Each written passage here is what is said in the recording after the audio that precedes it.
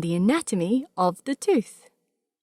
So thanks for joining me in today's lecture about the tooth. And I want to begin just by talking a little bit about why we have a tutorial on the tooth and how much we're going to go into it. So knowledge of the anatomy of the tooth is of course important to help maintain good oral health.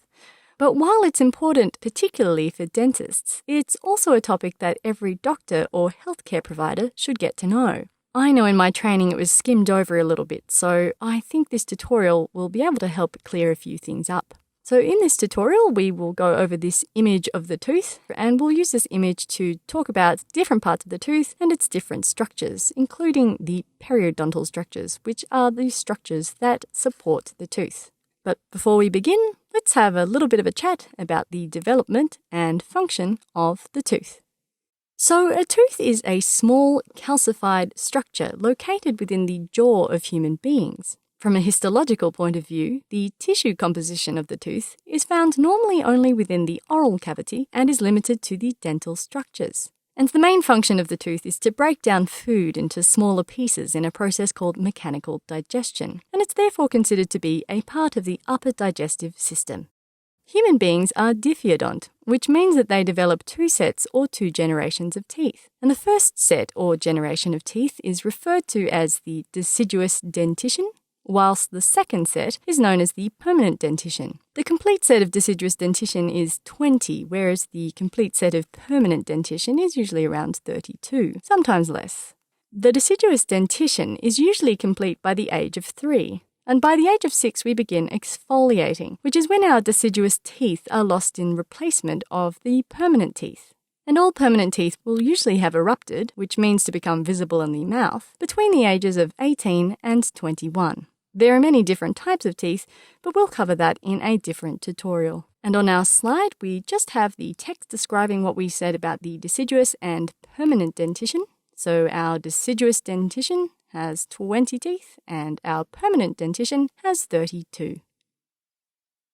So now let's move on to looking at the different parts of the tooth. And the first part we're going to look at here is the crown, which we can see here highlighted in green. And it's probably a good time to note that this image is of a molar tooth here, which is a tooth located at the back of the mouth, the other teeth being premolars, canines, and incisors. And as you'll probably have noticed in your own mouth, the other teeth have different shapes for their different functions, these mainly being tearing and crushing food. But here with our molar, we can see that it's shaped a bit large and flat, and it's mainly used for grinding. The bulk of the crown is composed of dentin, or dentine, which is a calcified tissue of the body, with the pulp chamber within. And I'll just point out to you with my mouse where the dentin is, this sort of beige layer, so inside of the enamel but surrounding the pulp chamber. An important thing to remember here is that before the tooth erupts, the crown is enclosed within bone. But after the eruption, the crown is almost always visible. And dentists often refer to two types of crowns, an anatomical crown, which is the part of the tooth covered by enamel, and a clinical crown, which is the part of the tooth visible above the gum line and which I'm pointing out just here. So as I just mentioned, the crown is covered by a hard translucent tissue called enamel, which is this green section here. And enamel is the hardest substance in the body and consists mostly of a mineral called hydroxylapatite, which is a stored form of calcium and phosphorus, around about 95%. And just to note that hydroxylapatite is also referred to as hydroxyapatite, without the L, for those of you reading other materials. And enamel varies in colour from light yellow to white. And now we're coming to our image of our tooth with the dental root highlighted, and the dental root, along with the crown, is the other major part of the tooth. The dental root is the lower part of the tooth that inserts into the underlying bone to anchor the tooth in place. And a tooth can have any number of roots from 1 to 4, occasionally 5, although in this image we can see that there are only 2, this root over here and this one behind the gingiva, just here. Now, the dental root is covered by a calcified substance we call cementum. Now, cementum is histologically different from enamel, but it acts as its equivalent from just below the gingival line and, as we can see, covers the entire root of the tooth. The meeting point between the enamel and the cementum is known as the cemento-enamel junction, which we can see just here. And like enamel, cementum contains hydroxylapatite, around about 65%. The crown and the root of the tooth meet at a point known as the neck of the tooth. This is also known as the cervical margin. And this is an important landmark, as it's a landmark for orthodontists and surgeons who are considering the movement of the tooth. So as we've mentioned before, immediately below the enamel and the cementum, there is another tissue which is known as dentin. And like these tissues, it also consists mostly of hydroxylapatite, around about 70%. And it's probably important to note here that the colour of dentin is yellow and actually contributes significantly to the colour of our teeth, as the overlying enamel is translucent. The main function of dentin is to support enamel and to add another supportive layer to the tooth.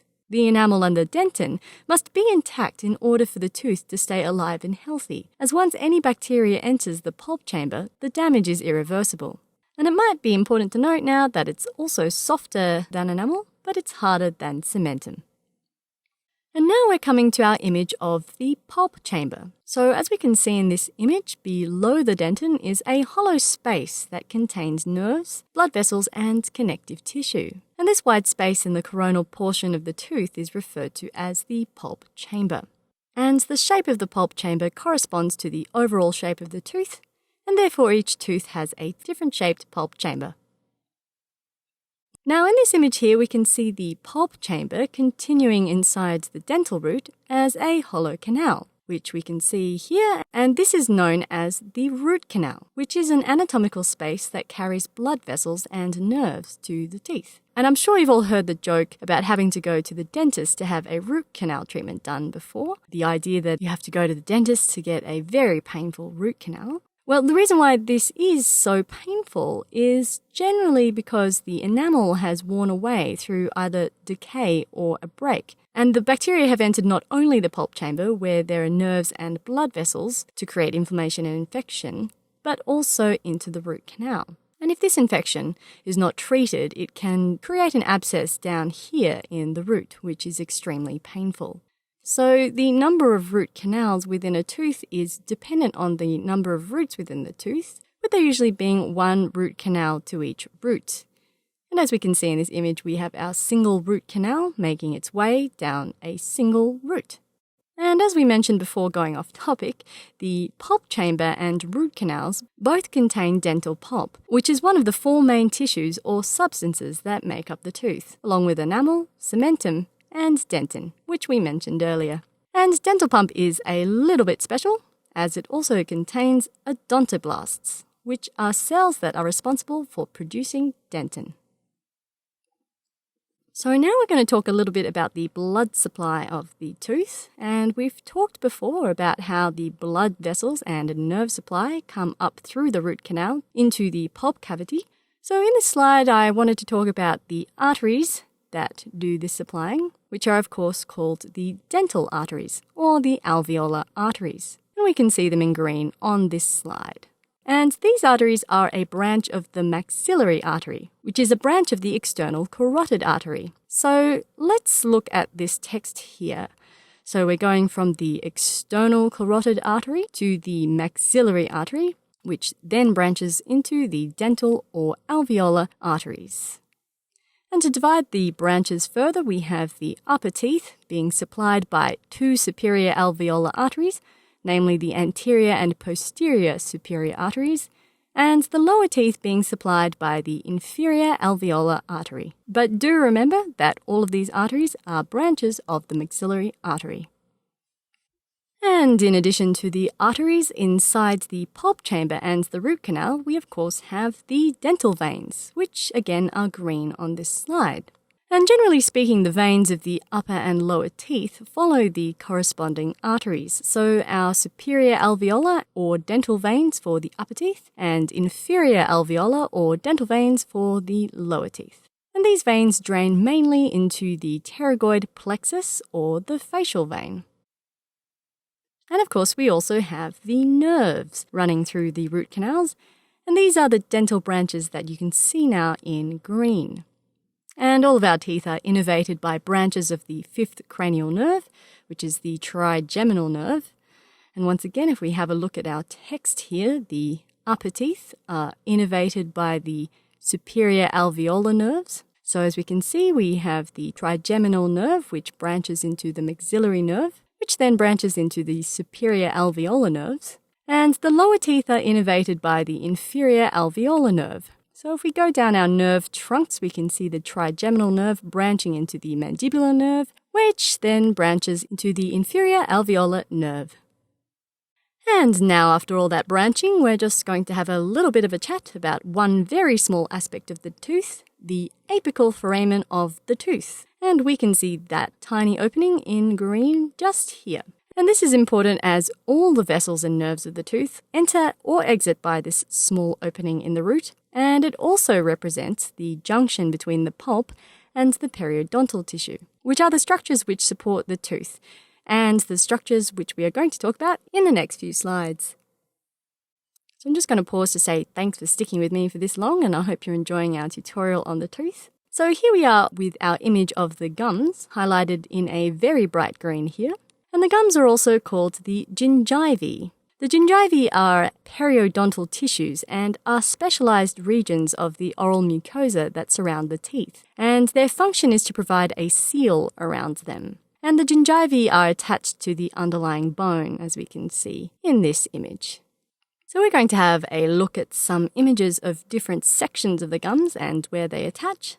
So in our first image, we can see the pars fixa of gums, which are the part of the gums that attach to the teeth. And as we can see, these are the areas that adhere directly to the teeth, just here and here.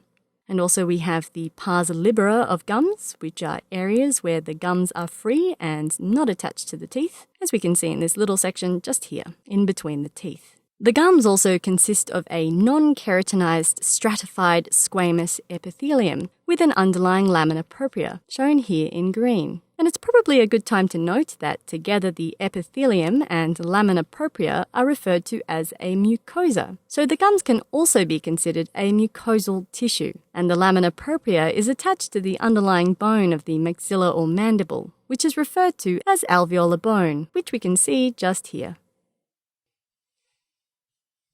And now looking at this image, we can see our interdental papilla, or the interdental gingiva, which are the part of the gums which fill the space between the teeth. And the function of the interdental papilla is to prevent food impaction, and we can see this little area between the two molars just here. And the final structure we'll look at out of the periodontal tissues is the periodontal ligament. And this ligament attaches the tooth to the underlying alveolar bone and functions as a supporting structure. And its function is to help the process of tooth eruption, as well as provide sensory information about tooth position. So again, thanks for sticking with me for this long, and now we're on our final slide. So to finish off this tutorial, let's have a look at some clinical notes which are relevant to the tooth. So knowledge of acute dental trauma is a very useful thing to know in the emergency department, as sometimes you'll see acute presentations of dental injuries or diseases. Now you're probably wondering what kind of presentation would I see in the emergency department, considering that these are just teeth. But the things that you're going to see most likely are fractures. And fractures of the teeth can be classified into categories using the Ellis classification system, which is a way of classifying dental fractures according to various injuries, such as whether it's to do with the underlying structure or whether it's just surface damage. And though there are 9 classes, we're only going to talk about 3 right now. And these are Ellis 1 fractures, which are crown fractures that involve the enamel, Ellis 2 fractures, which involve the enamel and dentin, and Ellis 3 fractures, which involve the enamel, dentin, and dental pulp. And when the dental pulp is exposed, infection of the pulp may develop, which is known as pulpitis. There are also diseases that can affect the periodontal structures, and these are called periodontal diseases. The most common periodontal disease is gingivitis, or inflammation of the gums, caused by bacterial biofilms, which are also known as plaque. Gingivitis is usually reversible, but if it is not controlled, it can lead to periodontitis, which in turn can lead to tooth loss. And that concludes our tutorial on the anatomy of the tooth. Thanks for watching.